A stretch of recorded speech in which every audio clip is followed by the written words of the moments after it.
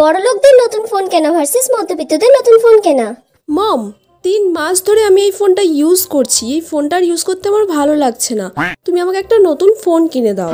ও বেটা, তুমি 3 মাস এই ফোনটা ইউজ করেছো, তোমাকে এটা ইউজ করতে হবে না। আমি তোমাকে নতুন ফোন কিনে দেবো। তোমার কি ফোন পছন্দ বলো? আমি দেখে নিয়েছি আইফোন 15 লঞ্চ করেছে, আমি ওটাই নেব।